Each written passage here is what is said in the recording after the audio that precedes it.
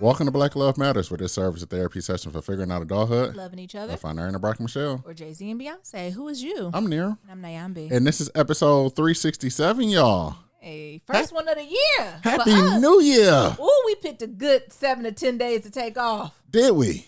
What was all that foolishness happening? And y'all, I ain't recapping all that shit. So y'all not about to make me live that trauma again. You know, we got a couple pieces we gonna touch on, but what this coming out on what, the 11th? What a wild 11 days.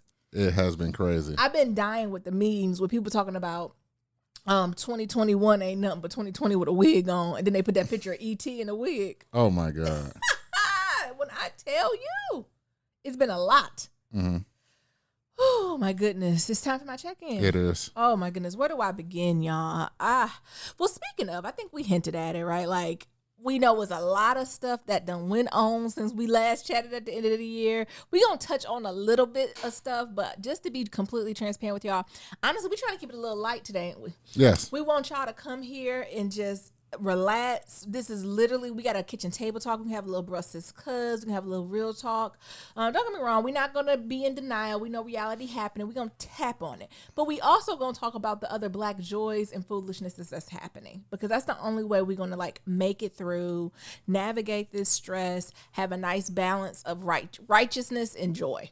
So like that is really the theme I'm trying to leave it into. So one way that I know I've been navigating my stress or just keeping it more balanced, keeping it in check. Because child, when them colonizers ran up on there, when them pilgrims ran up in there, I just had to stop working. But to say Nyambi come back to it, y'all know what's been keeping me afloat?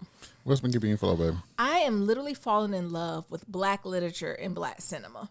I know y'all gonna say, Nyambi, you've always been in love with it. No, y'all don't understand. Like, I am falling in love. I feel like a teenage girl who's like just discovering stuff like old school black literature, old school black movies. Mm-hmm. For example, I reread The Bluest Eyes by Toni Morrison again, and I know we had an episode. I remember when Bill Withers passed, and we was like, Bill Withers hit different after a certain age. After 35, Bill Withers just feels different. Grandma and hands. Listen, no, please, Grandma. I told you to use me till you use me up. Use me up. Listen, it hits different when you're a certain age. Same thing with all this stuff. I read The Bluest. If folks have not read The Bluest Eyes, trigger warning. It's a lot. I don't even know what to trigger warn you about with Bluest Eyes. Any trauma you can think about black people is going to be in that book. But y'all know the way in which Queen Toni Morrison uses words and like just the formatting. What was that word you said? Sorry? Sequilocally? I don't know. I was just asking. Oh, you're trying me. Because I'm not Toni Morrison.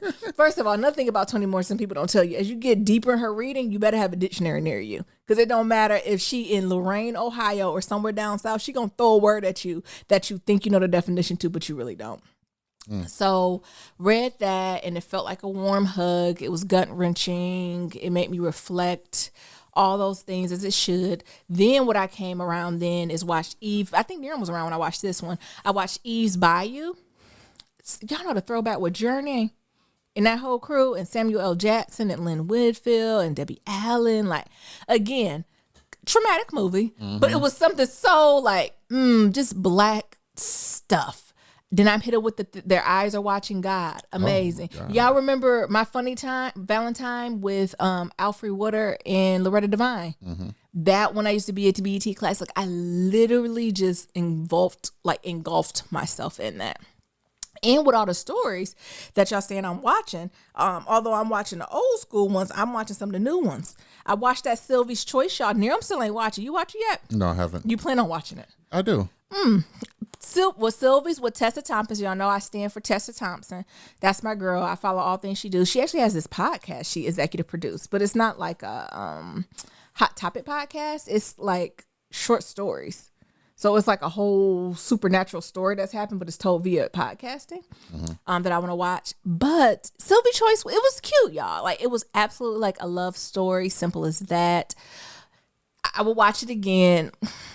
It was talking about money, status, clout, you know, all the classic love story things. I love them, but should I leave? And star-crossed lovers, and do you come from this side of the tracks? And, you know, all of those things.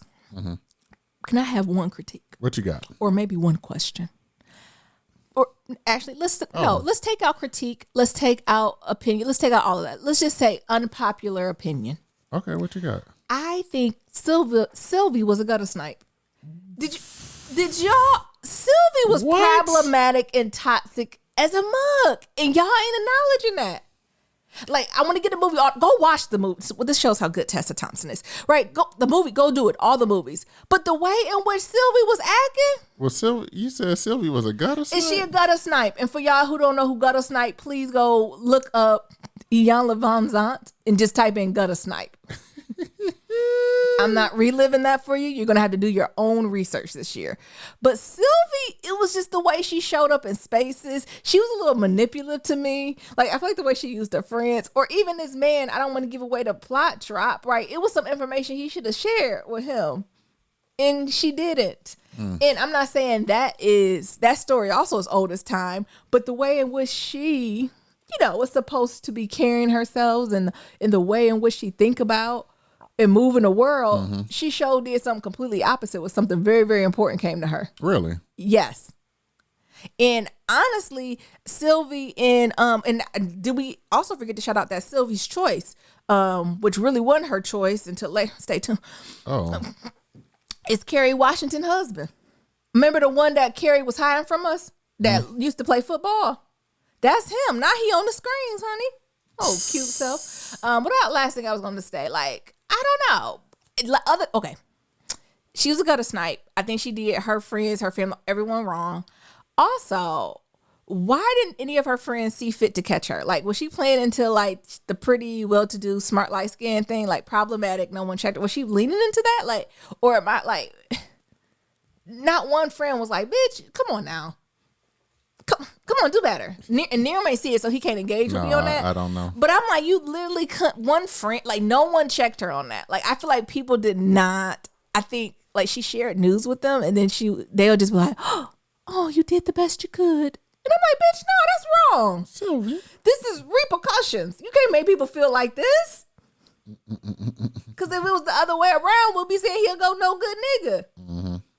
But because of Sylvie, she just did what she had to do. She was career focused. That still make you a guttersnipe. Look up guttersnipe.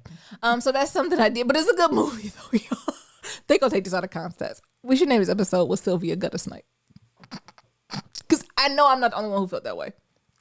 Anywho, I appreciated the movie. I think people should see it. But once it was over, the credits in the back of my head, all I could say it was like, Sylvie fucking tried it. That's the only thing I could keep thinking. Really? Then again, I was talking about releasing stress. Creating rituals. That's the other aspect I want to encourage folks to do. Like, really creating rituals have truly been like my saving grace. And when I mean rituals, it doesn't have to be anything complex, but like simple everyday things I do. Instead of just saying they're things I do every day, I literally make them sacred. Like when it comes to reading, walking, being alone, playing with Mabel, like time with Near, like all these things, I truly try to make it sacred, and it just helped so much. And I don't know, like, or maybe it's not even a thing you do, but being mindful while you're doing it, like truly being present and forcing yourself to be there was something that filled me up. I don't know. Have you noticed the different rituals now? Yeah. Naomi been walking. She been reading.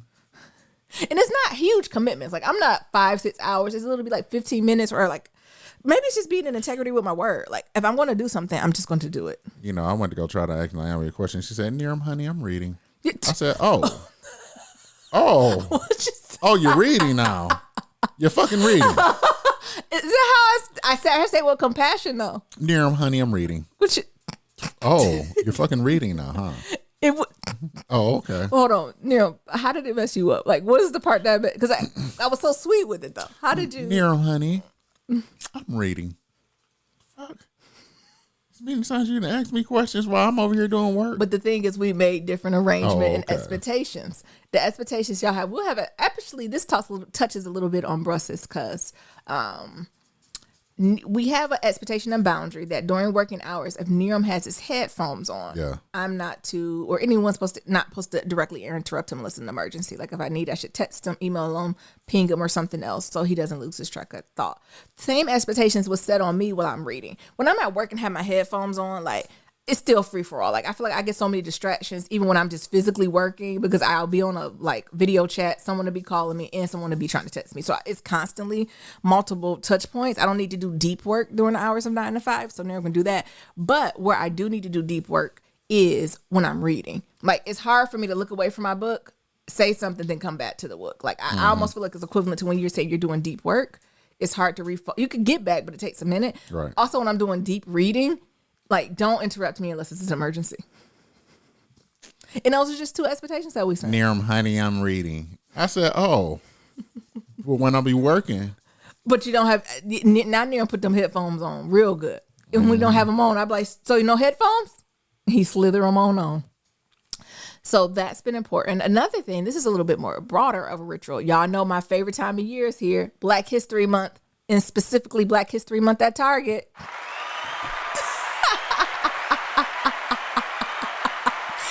And for all, again, if you need a piece of joy and if retail therapy is your way to get that joy. Let me go on Target.com right now, see what they got. No. Oh, you going to see some stuff they got? Yeah, I want to see what they got. Yeah, they got some real cute stuff. They got like, it's a section with all Black-owned products. And it's not that Target doesn't have Black-owned products to begin with, but they also do like small batch companies too. So the companies who might not be at the scale who you traditionally would need to get in at a Target, they also have them there. It's called Beyond Reason. Can you scroll? Black Beyond Measure.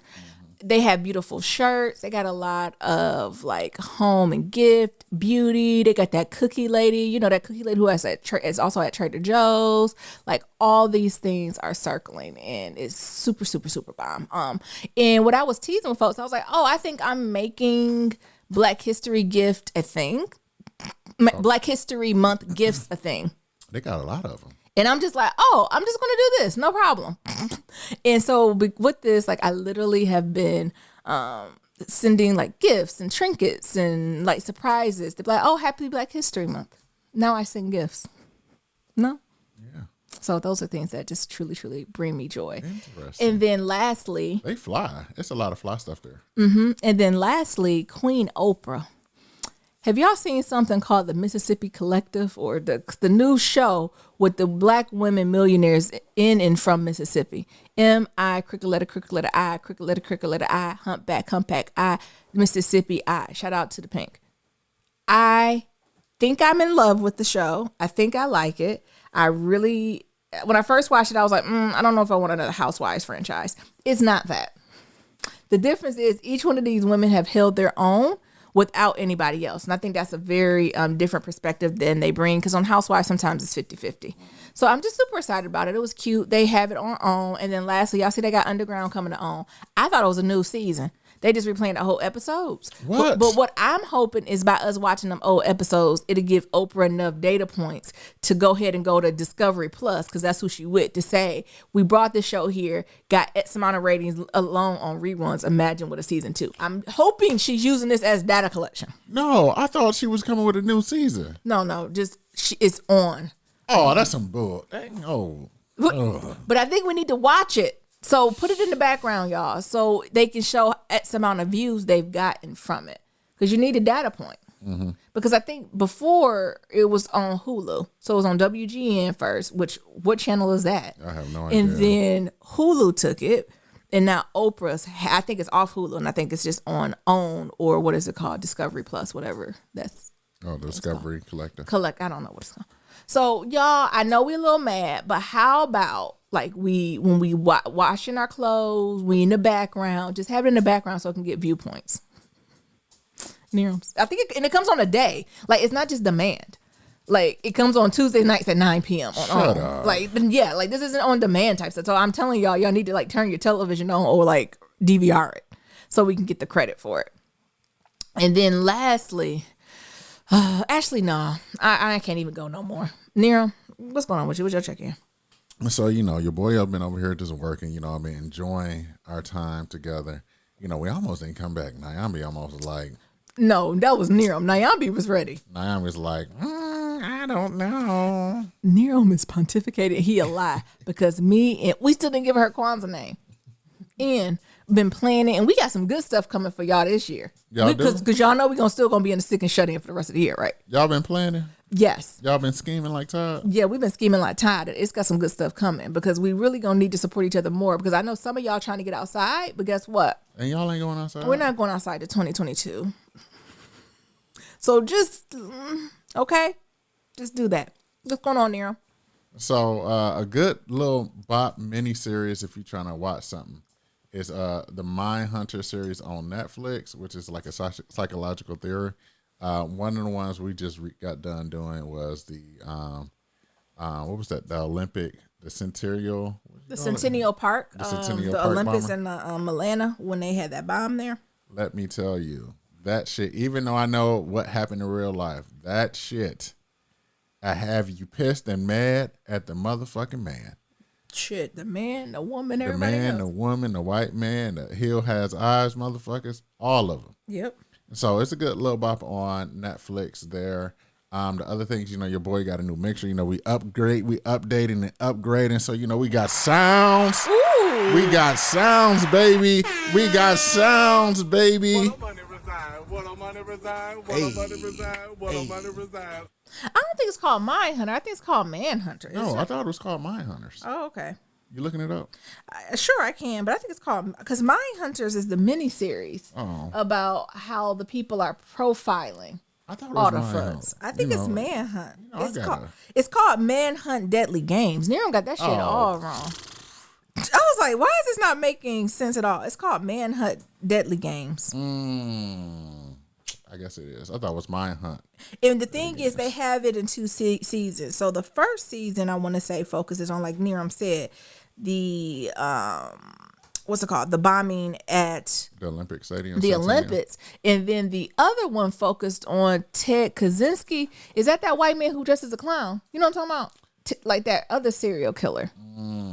I don't know. Yes. So that's what it is. Niram got y'all on a Mindhunter. Mindhunter is good. Like it's in the same. Like Mindhunter is like the origin of Criminal Minds. Like why does like the behavioral what is it unit? What's the people who profile people? Why that unit? UAB. Yeah, why that? or something like that. Why that unit was created is what Mindhunter is. Like where it came from, how they created the word serial killer and all that. Manhunter is actually a mini series that take these real life events. It reminds me of like Lifetime and Law and Order. So imagine a long scale Law and Order episode that's I would say at least about 80% accurate. Some of it's off, but about at least 80% accurate. Y'all niggas know I'm dyslexic. I'm like, what? Mindhunter, Manhunter. Manhunt. It ain't Manhunter. It's MANHUNT. I didn't ask you to spell it.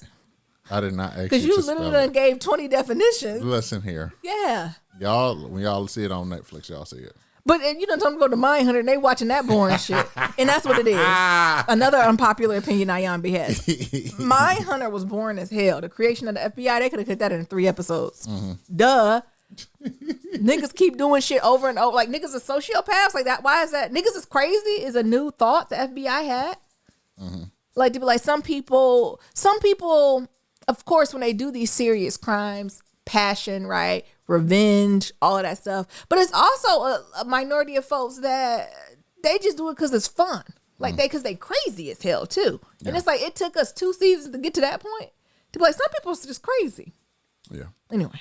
But yeah, I agree. That white boy played the fuck out of Jewel. He did. Everybody and that old man, child, they was unpacking with me. They gave me empathy for the Bubbas. The Bubbas. AKA Karen's husband. The Bubbas. Jeez. So that was Appalachia, that white Appalachia. I'm sorry, this your check-in. No, go ahead. That white Appalachia is something I really want to pull back and dive into. Because there's something going on in that Appalachia with all them woods and all that shit. Like it's something going on. Those woods and shit. Yeah, there's a lot of shit going on in that Well, woods. they say they own the woods. Shit, but that's because that's the only thing the government gave their ass. They gave more than the Native Americans. Oh my God. Somebody was like, America's confused on what all bad things are happening. Like where we build our homes and livelihoods on top of a sacred burial ground. I was like, Okay. When the chickens come home to roost. Hand claps for that, then. Listen to me. When the chickens come home to roost. So Manhunt was He said like it's a rut. Now we in East Bayou. Right. You know, the name he of didn't put a root on the me. indigenous people done put a rut on us, and it done came home to roost. It done came home to roost. So Manhunt, not Manhunt. I still fucked it up. Yeah, you did. Don't worry about it, y'all. Moving on. Don't worry about it. It's Your all boy right. got a new mixture. I'm excited about that. So be alarmed. Well, don't be alarmed that we got new sound effects coming. You know what I'm saying? And y'all know when Nero get new shit, he gonna wear it to the ground. Y'all already know. He can't just do it once or twice. Hell no. Have some decorum. This need to be incorporated into our lexicon of the episode. He can't have no decorum. No, you're gonna do that. And then lastly, while I got my mixture, I also got this set up. What? Hey, come on. We're just gonna let it breathe for a bit. Okay. Not breathe. Just gonna let it breathe. I feel like this is the part where you kind of just be getting up, moving around the house. Just gonna let it breathe for I a got bit. something to drink. Okay, it's in the kitchen. Yeah. Oh, I'm a little hungry. Who gonna fry the fish? I'm gonna drink some peach crown. Oh my goodness. I got goals. I just take some seltzer with a lemon. With some vodka. No, just All right. do the body rub. Touching.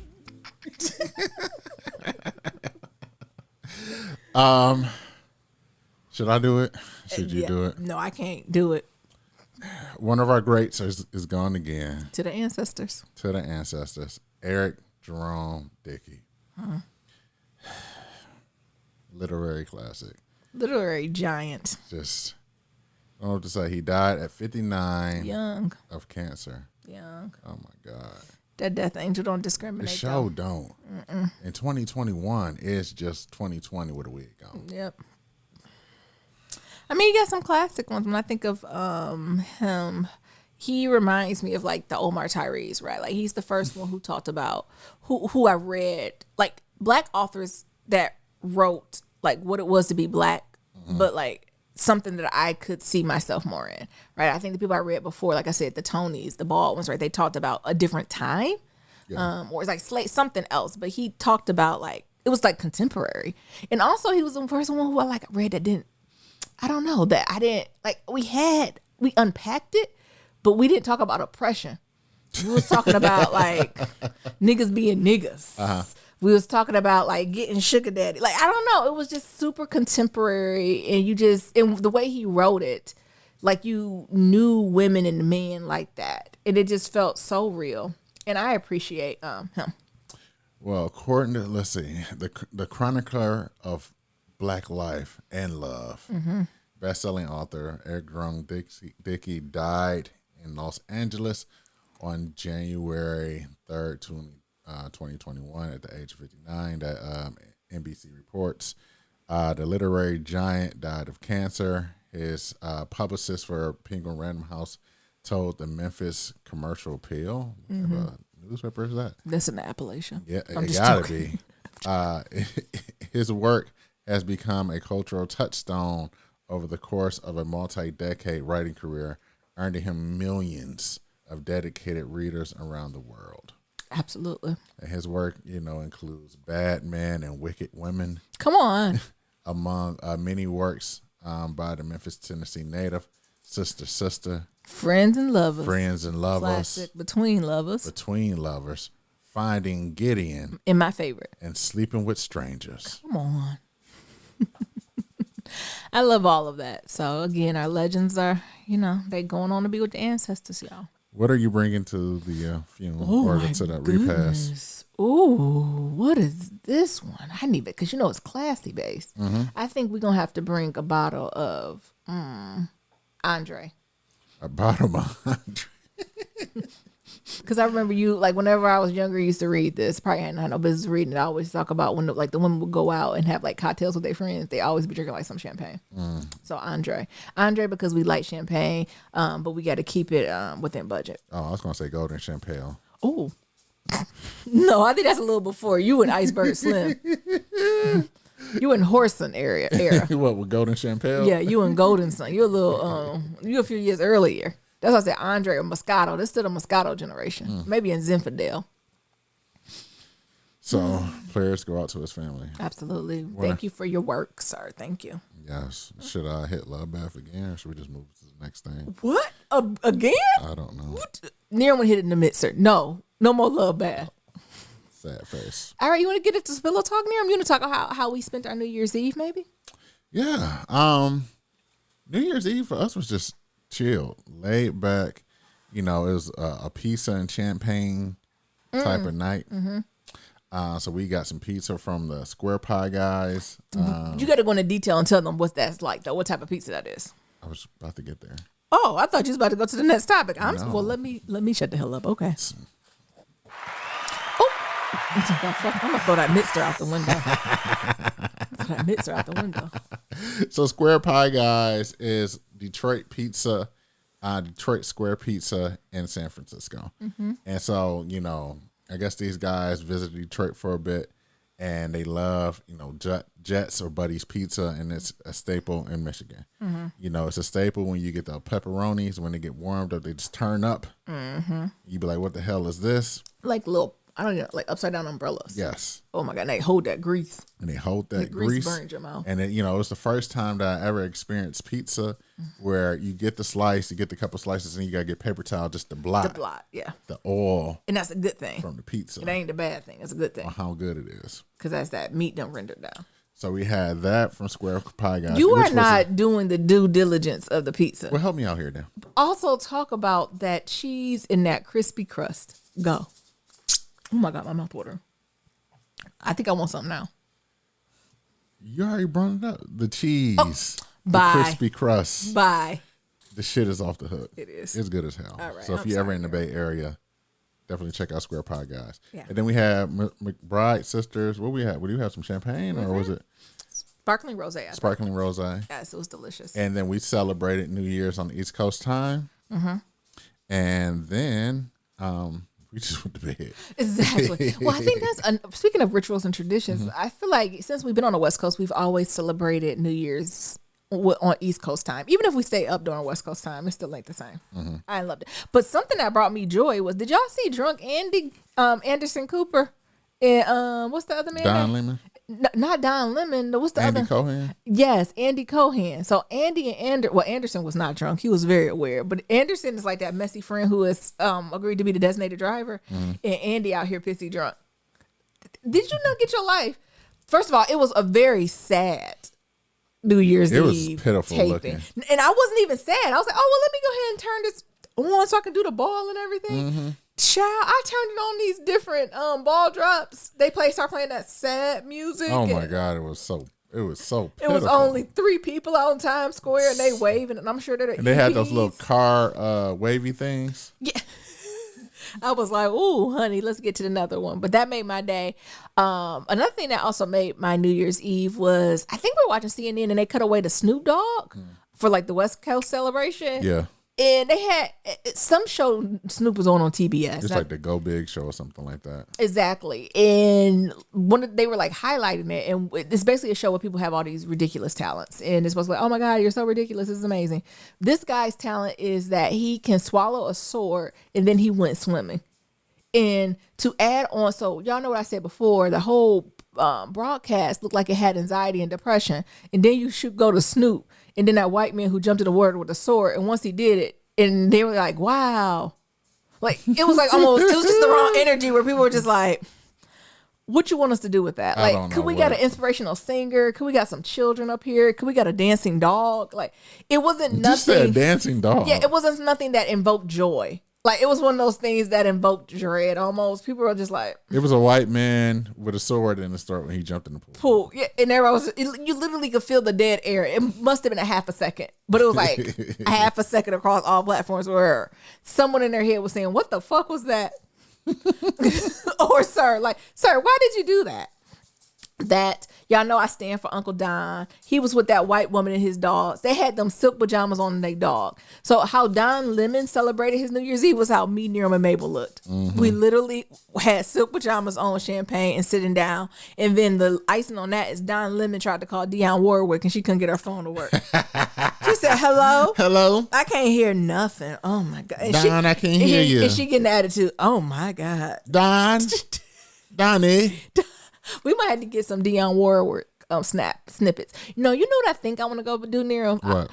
As a ritual of joy, I might go back and watch all the Got to Be Reals on YouTube. Oh my God. For the babies who don't know about Got to Be Real, I think the girl name is Patti LaHelle. I think on the internet she's known as Malnificent or something like that.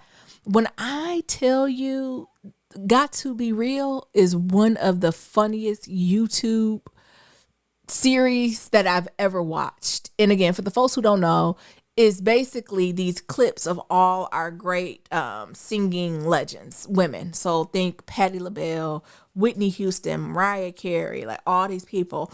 And what she does voiceovers for them and talk about what it would be like if they all like kind of interacted together or like asking questions. So, word on the street is what Patty and Retha really didn't get along, right? So it'll be situations where they'll be in a room together and they're like, well, how are you doing? And it's just so funny. Or like they have Fantasia on there and they have her whispering, right? Or Janet Jackson, they have her whispering. It's just so funny. It's literally episodes where I'm in tears. I know she had to stop, but if you're looking for some joy, I think I'm actually going to put that on while I'm cooking. Okay. The other day. That is a lot. But anything else you thought about New Year's Eve? Like, honestly, I like the low-key vibe. Yeah, especially with everything that's going on with COVID. Like, stay Pizza. ass at the house, chill out, pizza and wine. Pizza and champagne was a mood. I think we need to keep that. Like, even if we go somewhere all out, like I think we should be somewhere we can sneak a rave. Like, can we get some pizza and a glass of wine? Like, as our thing. Damn, you know what? Now I got that taste of pizza in my mouth. Oh my God, that crunch, y'all. Yeah, B, you play too when damn I tell much. you, and the thing Don't gets make me drive up unique. to San Francisco. For folks who don't know what Detroit pizza is, it's a like literally in between like Chicago style deep dish and like regular New York air coat style pizza. So it's a thicker crust, but it's not dense. Like it's almost airy, flaky, and buttery.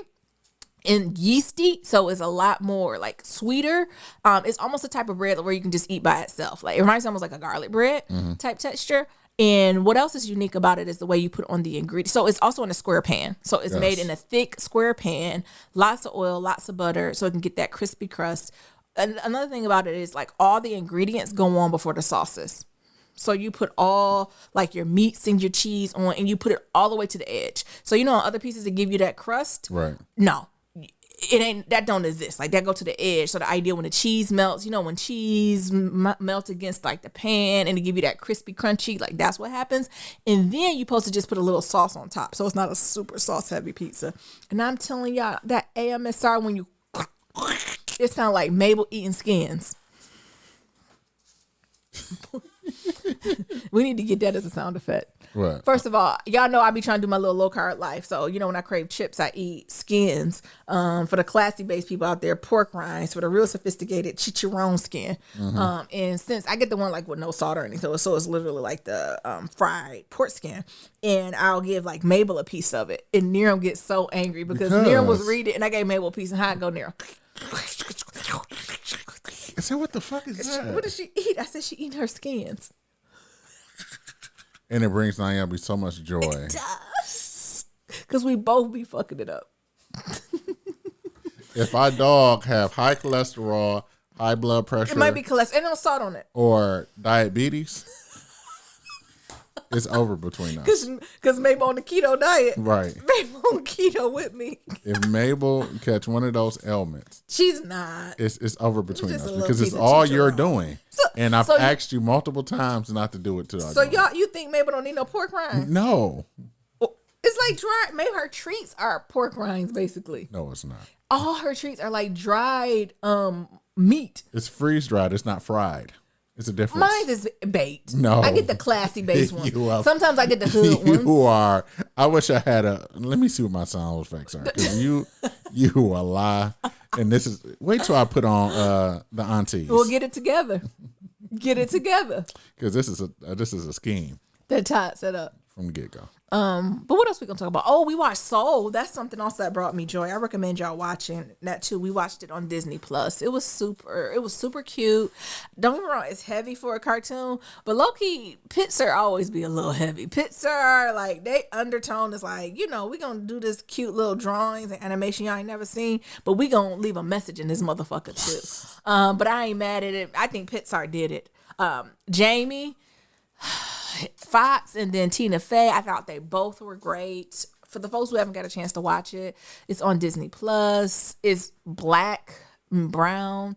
It questions about life purpose, right? Like I love how it focuses in on like what you do versus who you are. It made me even do some reflections. And that's how you know a cartoon deep. When it was just like, yes, I know I say this often, but in which ways or what evidence do I have in my life that I'm living this beyond just talking about it? So it really made me just really think into it too. Also, I know there was some criticisms too. I know they were talking about how white women taking a black man body. It's like, I get it though. I get it. It's a little hoteppy for me. Like, I understand the critics in the criticisms. It was a little borderline hoteppy to me. But again, I respect it. I just don't have a lot of energy to argue about cartoons. Like, that's just, it was never my expectation that Pixar takes on, like, no. And how do we even know that Soul became a white woman? Is that because of the voice? Like, I don't. Niggas be going too deep. I get what they're saying though. Like, I don't want to sit here and shit on them and be like, no, you're so far-fetched. What are you talking about? Because that's not true. Like, I absolutely understand where they're coming from. But the level, like, to go in it. So are they saying this is equivalent to blackface? No, it's not equivalent to blackface, but it's this idea that a white woman invading a black body and then taking all the credit for it. And in turn, that white woman is the victim in the end. And the black man has to save this white woman. Right? Like, we've heard that trope. Mm-hmm. That's what I'm saying. I'm not downing what they're saying. I'm not. It's just I'm just being super selective about what energy I put into what. And Pixar is not someone I want to give smoke to. Like, I just don't want, like, there is nothing that Pixar is doing that I need to, like, put that much energy into. Niggas be killing me. God no, damn. I see what they're saying on there. I'm like, I'm not even hating on the criticism. I'm just saying for Nyambi, I can't. It's a cartoon. A for one, it's a cartoon about playing by voices. None of this is real, first of all. So none of this is fucking real. Shout out to the Great Before, though. Don't you love how they talk about the Great Before? Because we talking about the after. Come on, the upper room. Right. But we don't ever talk about the pre-waiting room. To get to the earth. I love the great book. So the fact that none of this is real. Allegedly. So y'all pulling in like the voices of like Jamie Foxx and Tina Fey and adding them as real people inside of this fictional ass thing. Yeah. And being like, oh, this white woman and took when you don't even know if the soul is white or black, man or woman. But you're just going off the voices. And I think they tried to align it where they were talking about, like, you know, on Big Mouth, what's that girl? One black girl was voiced by a white woman. Yeah. Like, I think they're trying to like say it that way. But again, I get it. I'm not arguing them. It's me with that.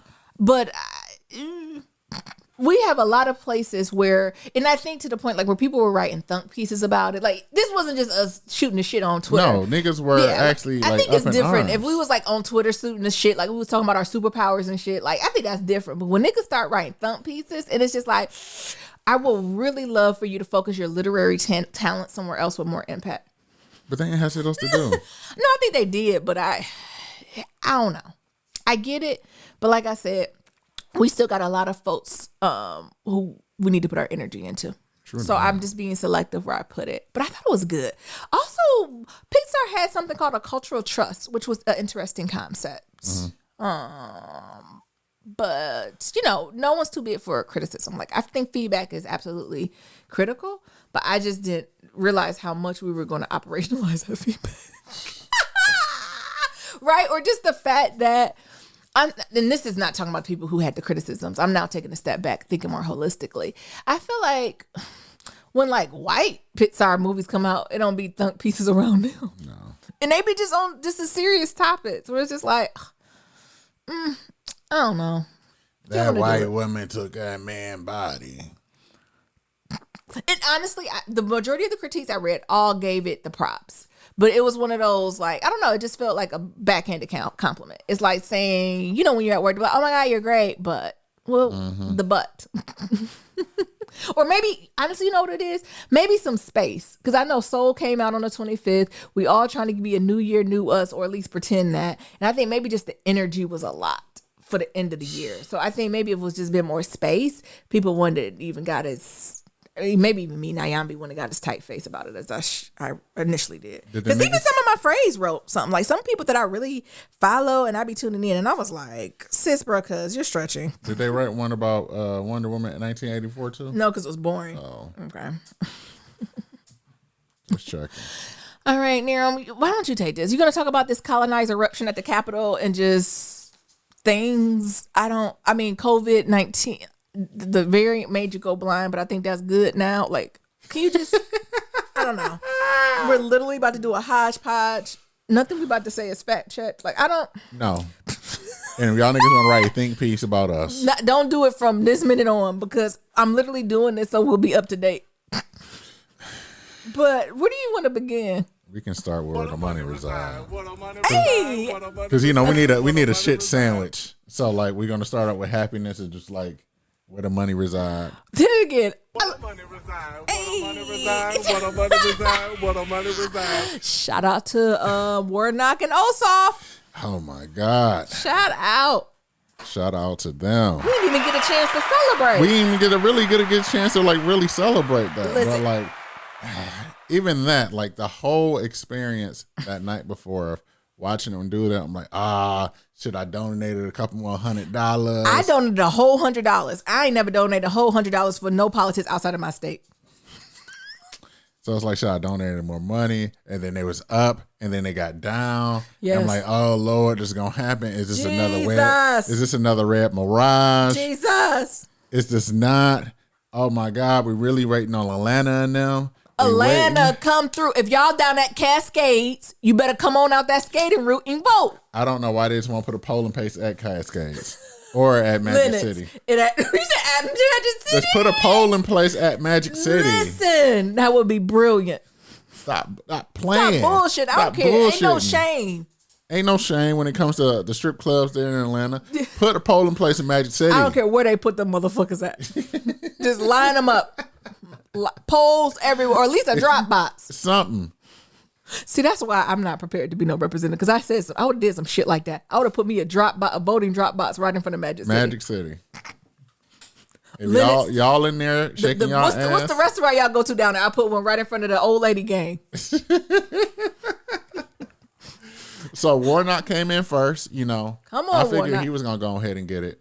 But I knew I wasn't. Okay, secret. Can I tell the truth? Go ahead. Okay. Make sure no one's coming in or listening. Okay. Make sure you watch the door for the colonizer and pilgrims. All right. I actually was not worried about Warnock winning because he's black. He's a black man, pastor, Ebenezer, right? Those conservative values align up. And that white woman wasn't that bright. She wasn't. She wasn't like, it was very evident. She was very robot-like. She was very, like, from the cough in her hair. Like, she was just very Stepford Wives. She was giving even stupid answers on her side of the fence. Like, it was just, I knew Warnock had that. I was not worried about Warnock. When she was like radical Warnock in the radical Democrats, and she was talking like this, like a robot. So I was worried. Like, is this bitch a robot? I wasn't worried about Warnock. Is she one of those, Don't do it. Never mind. Because I knew all the folks, like, because all those moderates, and he picked up the conservative due to his spirituality. Like, yes. I knew he was getting that. Because the thing is, he's been able to, like, back it up over all these years, right? Like, you know, they even tried to get him on some scandal shit, and it didn't work, right? Like, so I knew he had that race. But I ain't even gonna lie, y'all.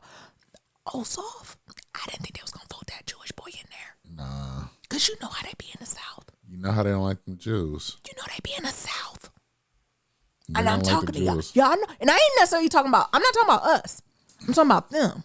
And y'all know what I mean by them. Uh-huh. And you know I got a soft spot for a journalist, Jewish boy. Y'all know I got a soft spot. Because when two people in one room, I don't even know if I should tell the story. I've been in workplaces and I could tell who's Jewish and who's not Jewish because my Jewish coworkers are the ones I never have to explain oppression to. Like, Jewish, although the black Jewish, we might not always be holding hands and lovey-dovey, right? But it's one thing we don't got to explain to each other. To the Jews, we don't have to explain oppression or slavery, and the Jews don't have to apply the Holocaust and oppression to us. No. And when we talking about the white man, we're in sync in that table, know exactly what white man that we're talking about. Mm-hmm. The white man who did the Holocaust and the white man who did slavery. We are in absolute unison on that, the Jewish and the blacks. So, you know, I always got a soft spot. But I was worried about them, not us, in Georgia. Because Ossoff is not only all those things, he got a fucking smart ass mouth. Don't he? And I can only imagine how many people he has run the road way by calling their ass corrupt mountain lion hillbillies. Like, I can only just, and he hasn't said that. That's how I just interpret it when he says these things. Like, I can only imagine. And that's why I was worried about Ossoff. And that's why I gave him a little bit more money than Warnock, because I was worried about that Jewish man. Because I'm going to leave it there. And y'all tell me if I'm lying about any of it. Go to the workplace training. Talk about oppression. And it be the one white person speak up. Jewish.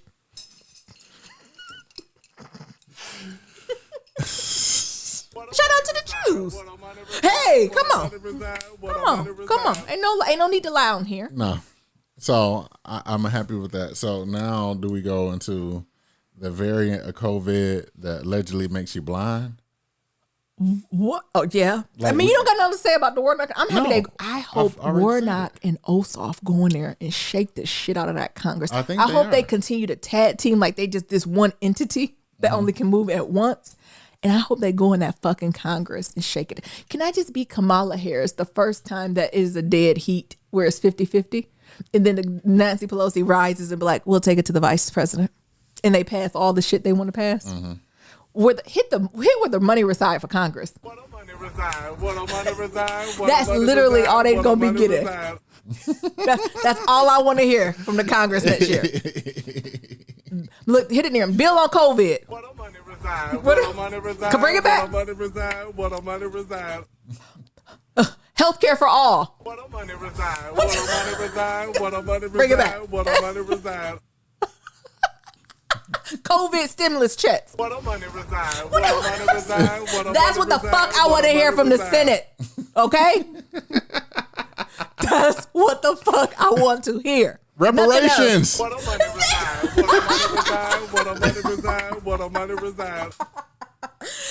That is literally what I want to hear. That's all. That's all. Period. I don't want none of that infighting bullshit going on. That's going on with the Republicans now. Mm-hmm. Ooh, they infighting showing. They are. But not what's the other hot topic, Nero? So we went from great. So now we're just gonna go to like medium. Medium. This is sad when this is medium. Right. So there's that new variant of COVID, and allegedly you go blind with the shit. It's temporary. Blind with the shit. Listen. So if the other shit didn't make y'all want to stay in the house, is blindness gonna make y'all niggas stay in the house? Because I know one thing. Listen. I wake up every morning and look for my damn glasses. I went in a medical professional office, and they told me I wasn't gonna see nothing. And once they put that over my eye and I couldn't see for 15 seconds, it was scary. Jesus. And I was just calling on the Lord. So I couldn't imagine what they talking about temporary, weeks of just not close my eyes and open them, can't see no more. Exactly. No, ma'am. Because of that COVID. No, ma'am. That's a no for me. I'm in the house. I'm not moving. That's a no. So with the second variant, does that change any of y'all mind on taking the vaccine if it's in or available in your area? Niggas taking it. I don't know why people I've made the transition. Niggas taking it. Now I be Nyambi and try to pull it off as long as possible, but niggas taking it. If you stand in America, you taking it. Or if you want to try, if you want to leave your house, you have to take it. Work, any of that, you're gonna have to take it. So, it's okay. Let's grieve it now. Let's get frustrated, and navigate through it. Another one of my rituals is while I'm out with Mabel, I was getting really into music and stuff where and as a Leo, I listen to the same albums over and over again. I've been getting into podcasts, and I forgot what podcast I was listening to. Maybe one of them Optimum Living podcasts, and it was like, frustration leads to entitlement. When people are frustrated about stuff, they didn't lean into entitlement. And I think that's what we're doing about this fascination. We think we got a choice. Come on. But we don't. Nope. Okay. All right. Where do we go from there? We didn't talked about Warnock. We didn't talked about briefly. COVID. Do we next go into this fuckery? You talk about them pilgrims and them colonizers. I don't have much to say. I don't have much to say either. Other than this is some bullshit. This is white privilege. Well, for those who don't know, White those who are supremacy, honey. those who are living under Abroad, a rock, or maybe abroad. Maybe they don't Abroad. even. I seen the craziest meme, and honestly, memes have been getting me through this. Where they was like, Canada must feel like they live in an apartment above a meth lab.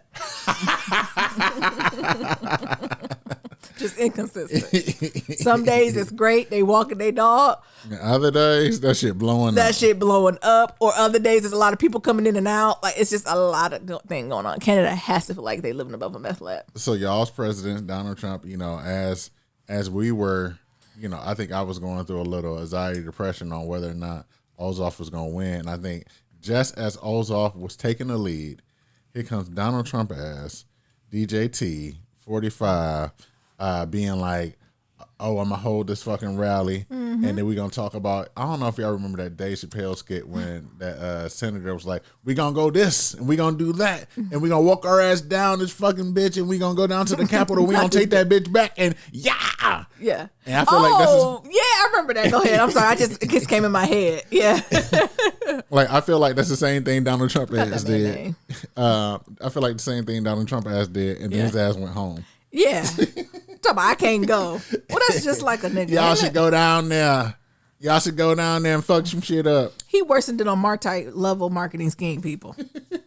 I hate with a passion, y'all, is multi-level marketing. Please never approach me personally or professional about them. Yeah. I hate them. I'd rather just give you $20.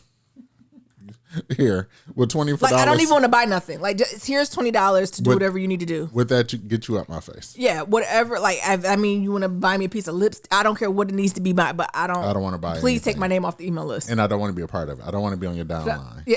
Or your up line. I can't. Remember. I don't want to be a part of it. I don't want to be on your team. I don't believe in Ponzi schemes. That's what, people like Ponzi schemes.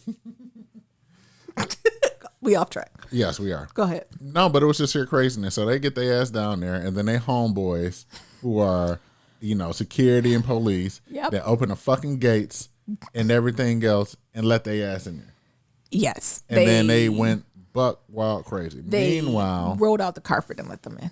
Ossoff is in the lead, so I'm over there like, where the money reside. Where the money reside. And the next thing you know, we see were they in the Senate? In the Senate, they was arguing about something because Arizona came up. Yeah, because they were certified in elections. Yeah, they were certified in elections, and then Arizona came up, and them niggas is like, nah.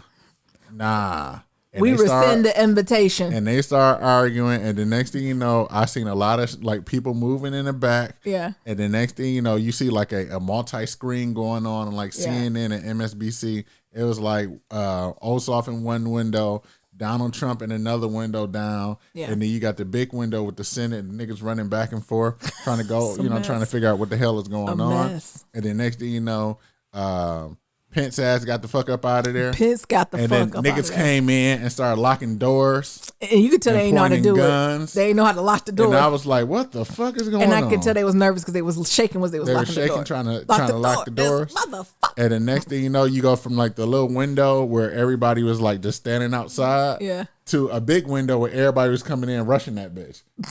It's like the news. It ain't funny now. It ain't funny. It's like the news didn't catch up with all these windows was going on. No. The next thing you know, the whole Ossoff window just you don't combine their names. Yep. Warrensoff. Look, Ossoff window disappeared. DJT window disappeared. They just get the fuck because he at home. And now it's this picture of niggas hiding in the Senate and people bum rushing. And from that point on, I couldn't do nothing but watch it. After that, I was done for work. Actually, I thought I was going to have a good day at work. I was planning on just peeking in the Senate to see what Mitch McConnell had to say. Actually, that's the only one I wanted to hear because allegedly he was like, cut the bullshit. Right. Biden is the president. And I wanted to hear him say that to his woes. Mm-hmm. So I was waiting to get a good Saturday Night Live clip from that. And then I went to go grab me a piece of chai latte. And that's when I literally heard Nero say, oh shit. And I'm like, oh shit, what? What's the sound bite? What's going to be the funny thing? They was like, they in there. Me, where? Because y'all know a trip that Nero and I take every year is to DC. Right, we love DC. And to go to DC, you have to like contact your congressperson. It takes 10 weeks. When you come in there, they strip you down. I was like, the way in which they walked in there, I said, so did they take the metal detectors away? Like, it's just, usually it's only a room for one person to go through there. So you kind of got to go in a streamline. But it looked like they literally just, honey, they started busting windows and everything. But what do you even say that was missed that hasn't been said? Like, of course, the treatment is different between black people. Duh. Yeah. This is just it. It's not white privilege, y'all. It's white supremacy in action and something that's been upheld. Right. But also, I think something that hasn't said, this might be an unpopular opinion. I want to say 80% of them people ain't rap tight. And it's really a good 10 to 20% who's really leaving the way and intended to go up in there and kill people. If you've seen Manhunt, you see how they operate. Yeah. There's a Big Joe somewhere. It's a Big Joe somewhere. And Big Joe or whoever that man was, they had intentions on laying somebody out. And you hear killing me? some motherfuckers. But the rest of them thought they was about to go in there and woohoo and put up some flags and tear down some statues. I guarantee you that. And whoop some ass to get into there. They was playing defense. It's so much that can be said that has already been said. Yeah, and it's people more equipped than us. But we seen it. And it's some colonizer gonna colonize though. It's some bullshit. Colonizers gonna colonize as you see the quote intentioned white people, they keep coming around, more touch points are being put in place. But still. Also, I think would show even in corporate America, like I'm lucky enough to work for a team where people were literally like, need a break. Logging off. Did you see it's a coup happening? Right. Like I would say my org is pretty aware. But also it's a lot of orgs who don't know what the fuck is going on. I would say also as we're thinking about 2021 and we trying to figure out where the money reside, depending on how these companies responded, sometimes it's time to get the fuck up out of here. Do we also want to talk about how Trump, they done deactivate his Pinterest account? That was going to be my next thing because I think that deserves a money reside or a hand clap. So let me tell you. But you don't think they all a day? I think all of these people who resigning and spending all these counts a day late and a dollar short. They are. A day late and a dollar short. They are. And what Donald Trump got a Pinterest account? He gonna be on Pinterest. What is Pinterest doing? Pinterest was like, no, he's blocked off our platform. Donald Trump on Pinterest. Shit, we wanted to know what he was thinking. We just need to go to his Pinterest boards. So now they all on Paler or whatever shit is. Yeah. But yeah, his ass has been. I think it was like Reddit. It was YouTube. It was Google. It was Twitter. It was Facebook. It's so much so his ass got blocked on so many things. His phone is just a brick. Only thing he just got a flip phone. Yeah. Because he can't get it on no apps. Only thing he can do is make send messages. Send text messages and make calls. You just got to and I think, website. According to Obama, you can't do that. You can't do none of that. No. You got to ask for permission to hit that dial out. And if I was his people, I'd be like, you ain't dialing to nobody to January 22nd. We just got to get you to the end. So they done been his ass on damn near everything. Let me see if I can find a list.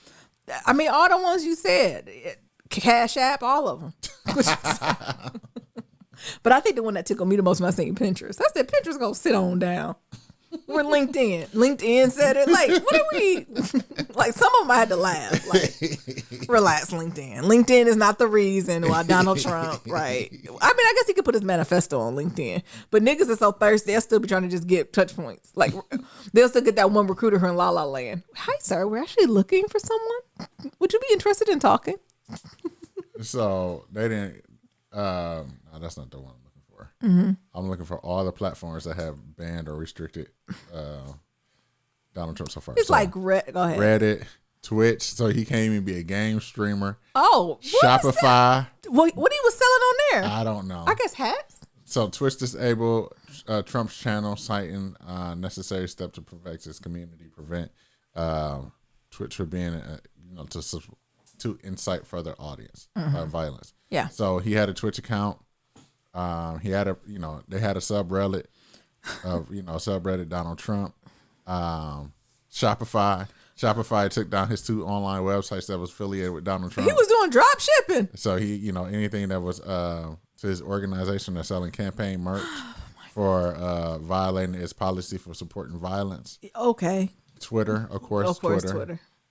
Twitter people been ready to take his shit away. Twitter was the first one that was like, fuck you. 12-day suspension. I will give Twitter that. They were starting to pot long before it became cool.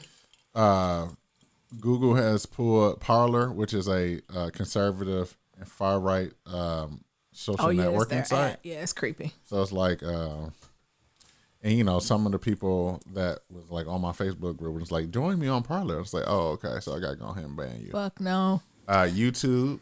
Of course. Well, YouTube need to do better. But. So they ain't got his ass on any of his channels.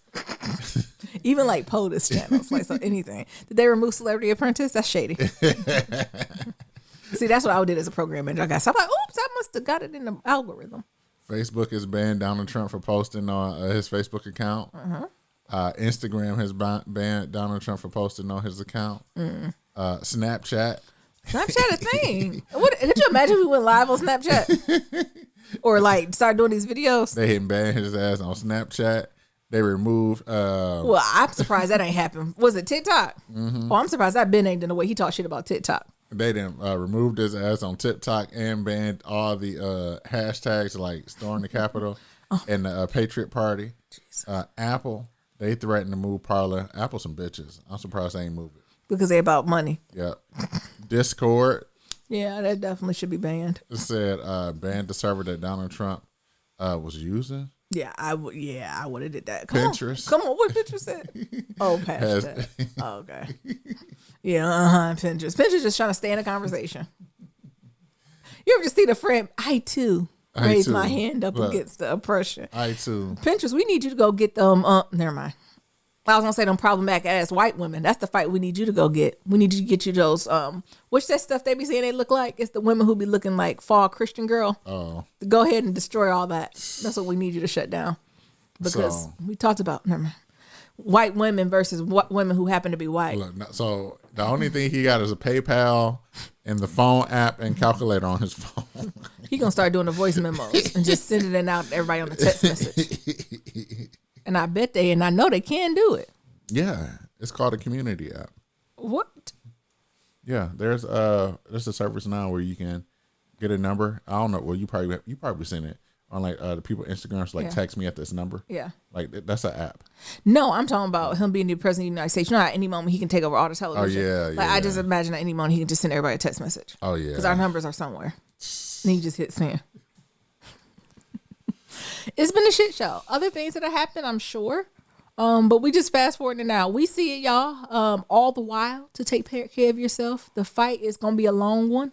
And we gotta make sure we have our energy to keep up. So think about those rituals you can have. Think about self-care. Think about moments of joy and laughing. I know one thing I tried to do when I was thinking about the laughing piece of it, or just finding joy where you can in moments of despair. What they say, you got to cry to keep from, you got to laugh to keep from crying. Yep. I was talking with my friends or texting with them to be like, I think it was a day or so after the Capitol had the terrorist event.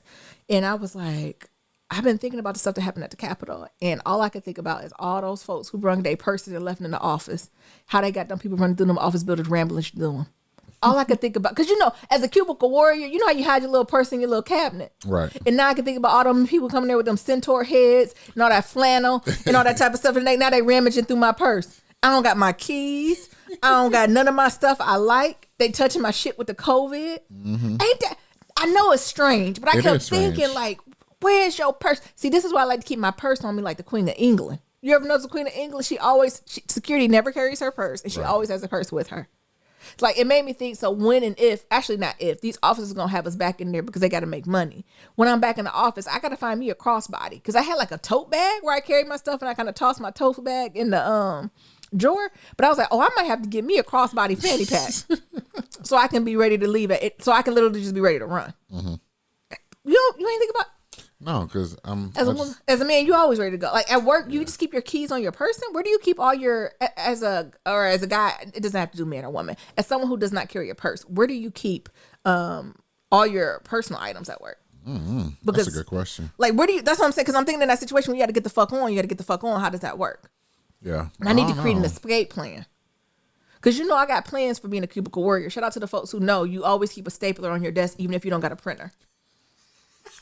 Only the old school listeners know why you keep a stapler on your desk. Preferably one of them old metal rusty ones. Ooh. Okay? You gotta want to live. But now I'm thinking, like, what's my escape plan for when the shit hit the fan and I just gotta wheezy out? Just random ass paperweights.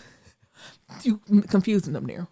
But so when you come into work, do you just put your keys and stuff on your desk? Like, how do you do keep my keys in my pocket because I only have 3 keys on my key ring. So you literally keep. So at any moment, if something hit the fan and you had to go through the window, you could like go out to. You'll have everything you need. Yeah, like my phone stays next to me on my computer. Mm-hmm. So only thing I have to do is grab my phone because like my keys, I only have 3 keys on my keychain. Okay, I think as Black Love Matters as a community during Black History Month, how we gonna do something special? I think we need to create our escape plans. Mm-hmm. at work. Like, and I think anybody who carries a purse or a bag, like, we need to figure out how to centralize some of that stuff or have like a mini version. I'm thinking about almost carrying a tote, then having like a wristlet. And then the wristlet is where I put my phone and my keys. I thought you were going to say like a fanny pack. And put my stapler. Not your stapler. In the fanny pack. You going to do your stapler in the fanny pack too? So I have it with me at all times. Because you know when we're back in the office, you probably won't have a signed desk no more. It's probably going to be like a rotating thing. I wonder what they're going to do with this stuff. What? Like the stuff that's on y'all desk at y'all job. I'm sure they just dust it. I'm sure they've hired people just to dust it and go about their business. And actually, that's honestly, if you had to pick any job in the COVID, that's probably the one you want. Working at my company right now and just going through them offices and tiptoeing. Please. Get no snacks. Who you telling? Occasionally, I go up to my job and to get some snacks. Because they still got snacks there. Yeah, and they about to be old. Honestly, I was preparing with Ian, like our program manager for the podcast, and we were like mapping out what we want to talk about. And we're like, oh my goodness, in March, it's going to be a year we've been like in COVID. 1 year in March. Yeah. And it's just, I don't know, it's just something just truly to reflect on. All right. Again, I know we didn't cover everything, y'all, but we just want to acknowledge it. We know stuff going on. Honestly, it's people who are much more equipped than us to unpack all these political things and jargons and things to stay abreast to. In our show notes, what we'll do, we'll just add some like our favorite folks in podcasts if y'all really want to do a deep dive, because we encourage it. You know, Niram and Nyambi, we keeping it light and airy, but you know, that's how we go from there. So we got to brush this cuz, Niram. Could you table talk? Yeah, we do. All right. So as always, if you have any questions for us, you want some advice, you want to share something with us, just shoot us the email at blacklovematters@gmail.com. That's black with no K at gmail.com. I don't want to say Gmail matters. Gmail matters, honey. So this one says, hey, Niram and Nyambi, I have a question for you. I'm in the process of setting up some boundaries with my sister. During COVID, she moved in with me because she lost her job. She has a new job, and we both decided it would be best if we continue to stay together. One, to save a few coins, and also life is short, COVID-ish, and we want to spend more time with each other. We have a good relationship, but sometimes sis can be clingy. For example, I don't think we need to eat together or cook every meal together. But she does. I don't think we need to spend all our time, every little bit of downtime together, but she does. I don't think we need to just always be under each other all the time, but she does. So honestly, it sounds like they kind of going back and forth. It says, I love her, I love it, but how do I tell her I love you and I need some alone time and some space in a kind way? Sign, give me 50 feet. So summarize the letter looks like sis moved in with sis because of COVID, initially helped out, but they understand each other, realize it's actually a decent setup, save some coins, get to like, you know, more intimacy with each other. But it found like one sister need a little bit more energy than the other sister. And the other sister's like, I love you, we good, but everything we ain't the double mint twins here. Like we could give a little bit of space. And it sounds like sis, through the way of boundary setting, wants to begin, you know, just setting up healthy boundaries. Right. Niram, you want to go first or you want me to go first? I think the first thing is having a house meeting. And have it on calendar. Have it on calendar. Reoccurring. A reoccurring meeting. And so y'all can go ahead and level set what the hell is happening. And put whatever grievances that you got out there. Hey, I don't need to be here or be with you every waking point of the day. I'm out here working. You working. We already sit next to each other all this damn time. You need to find some fucking hobbies. Oh, no, don't say it that way. Okay, Niram's going left. You need to find some fucking Niram hobbies. cussing. We go so fucking. And get the fuck out my own business so I can then be my own self and do what I need to do. But I think that is a thing of like just level setting. Of course, you know, I'm with the jokes and shit like that. Yeah. But in fact, I do think that you need to have some type of a meeting to level set and discuss this. I love the idea of you having, I think a lot of folks, and I think this is in any relationships, anybody who lives together, like a reoccurring family meeting where you have space to do it. Because what happens is that shit happen, right? And they be like, damn, they done clipped their toenails again. I'm about to cuss them out. And it is something about pausing, not cussing them out in that moment. But when you have a designated time to come to each other and truly have a conversation and everyone has the emotional energy and bandwidth to be present. And I think that's what's helpful to have a reoccurring family meeting. Because, you know, in that space, that's what you're focusing on that. And you don't feel blindsided as the other person. To be like, I'm sitting here trying to do my ritual so I can do self-care. And my ritual is to give myself a pedicure every week. And every time I'm trying to love myself, here they come. Right? Here comes you. Yeah. Being an improper influence. Where at the family meeting, where you're more in the idea or the focus of like, how do we work together? Like the family meeting is set in a place that the expectation is I already love you. And I want to figure out how to work through it, compared to when you kind of attack folks in the moment. People be like, it's literally that, the attack. Why you looking like man? So that's a good one. What else you think, Nero? What else? So I think that's it. And I think one of the things you can have at this meeting is like set appointments to say, all right, like these are the times we're going to cook together. Oh. These are the Like times create a that schedule. like create a schedule. Like, and I think that's a way that you can like build boundary, and everybody gets what they want, or at least some of the things they want. Oh, that's true. And then sometimes, hell, you got to add the headphone rule. When I got my headphones on, bitch, leave me the fuck alone. Yeah, I think you might have to get more explicit. It's been actually, I was talking to Nia about this, how as time has went on, especially us as brown people, we have leaned more towards like living alone. And we haven't lived in like multi-generational houses or like just multi-family houses where I think a lot of this stuff happened before and you figured out how to navigate through it. And we literally been alone so much that like when folks come in our area, it's hard to realize, to understand how to live with other people too. Yeah, it is. And get in that groove, because it is a certain level of groove you have to be in when there's multiple people in the house. And I think it begins with this honest communication, being compassionate and kind for each other, but it's also a muscle. And also, the thing I would argue, sis, is just as much as you getting on her nerves, guess what? I bet you getting on her nerves too, right? You know, like, I bet there's some vice versa shit. And it's not like they love each other as sisters, so it's not like somebody holding their tongue a little more than the others, but that's it.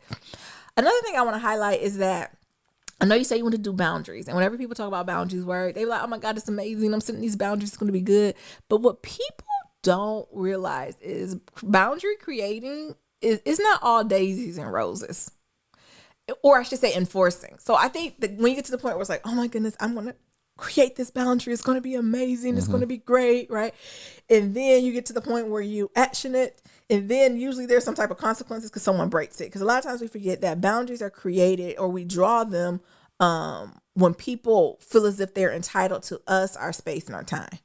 And so to keep them in order, we have to create these different spaces up. And although we create these boundaries, there are consequences to the creation of boundaries. And usually those consequences are negative reactions from the people who think they're doing what they're supposed to do. So I always like to just put that asterisk when it comes to boundary creating and just have that real talk that I love a good boundary. It's amazing. But the hard part is the enforcing of it and handling the consequences that come with enforcing that boundary or not. But Niram's right on point. Like, I think, honestly, even how you just wrote the letter, you probably could literally read this At the first meeting. At the first meeting and say it out loud. But my only other recommendation would be in person. Don't do no text. Don't be doing no email. Like, this needs to be an in-person, heartfelt conversation. And you should begin and end with saying, I absolutely love you. I think it was a great decision we moved together. I do enjoy spending time with you. Then you say the things. And then you literally say the first stuff that you said again to reiterate that I love you. Me saying I need space or I don't want to eat dinner with you does not mean I want you to move out. It is like, sometimes I just like to eat my Popeye chicken sandwich in the dark with the blinds drawn. So thank you for that. I don't know if anybody's listening got some more tips for boundary setting, or like as you get roommates and maybe you have one that's a little bit more clingier how to do it. Go ahead and shoot us the email if you want to give this person advice, or feel free to give us a call. Yeah. You want to close this on out, Nero? Yeah, as always, to submit your Black Love story, go to blacklovematters.com. To submit a question for Kitchen Table Talk, shoot us an email at blacklovematters@gmail.com. Remember, that's Black with no K. And to leave a comment about anything we talked about, head on over to that website. We got that SoundCloud, and we got that voicemail at 508-784-1111. Once again, that's 508-784-1111. Talk to y'all later. Remember, love is ever evolving. Peace.